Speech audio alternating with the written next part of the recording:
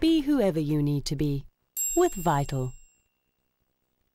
A recent study done by the University of Massachusetts Medical School found a 48% increase in the risk of diabetes among 154,000 postmenopausal women that used cholesterol-lowering statin medicine.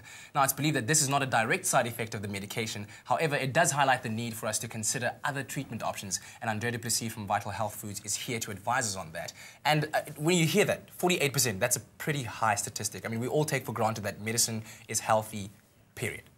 That's right. You know, there are so many conditions that we treat with medicine and not always know the risks involved. And like they say, they need to do further studies to try and figure out why this significant trend of postmenopausal women to have an increased risk for diabetes when using the medication.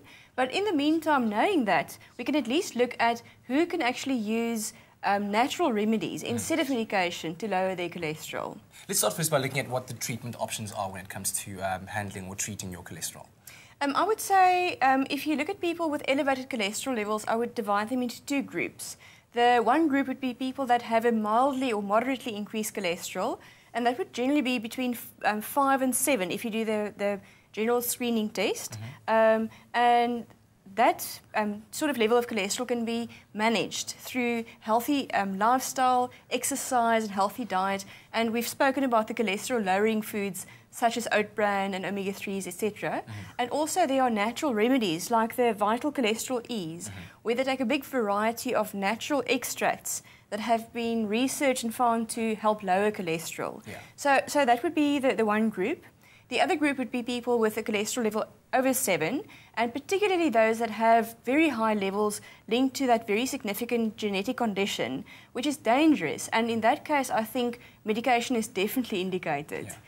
But what are the risks then? I mean, are we talking about this? There's the risk of potentially a 48% increase in diabetes. But this is, like you said, tests still need to be done in order to verify this. But what other risks are there involved in taking cholesterol medication? If you look at, just take a step back at the risk of diabetes, if you're a woman in your menopausal sort of period, then and your cholesterol level is over 7, you probably need to use your prescription medication for cholesterol.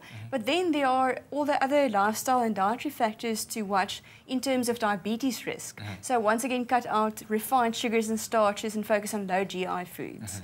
So I think that's important because, I mean, there are people that do need to use their medication and they also worried about their risk for diabetes. So not to scare them, but to also be very aware that there are lots of dietary changes one can make to decrease that risk for diabetes. Now, we've been talking about different groups of people that have different situations and scenarios. How do you know if you're one of those that is able to use natural remedies? Well, it's important to have your cholesterol tested, like you've done, and you found that yours was elevated. Was pretty high, yes. So as soon as you go for the normal screening test, it will give you an average value. The second step is go for a proper blood test, where they do a fasting cholesterol test, or fasting lipogram is the name of the test. And that will break down the different components of your blood cholesterol into the LDL, the bad cholesterol, and the HDL, and the good cholesterol, and various other components. And your physician would then make the judgment to see, do we need to give medication, or can we manage this with diet and lifestyle? Now, of course, not wanting to take for granted, once again, that just by using natural medicines, you're fine. Let's take a look at what the risks are with using natural medicines, if they are.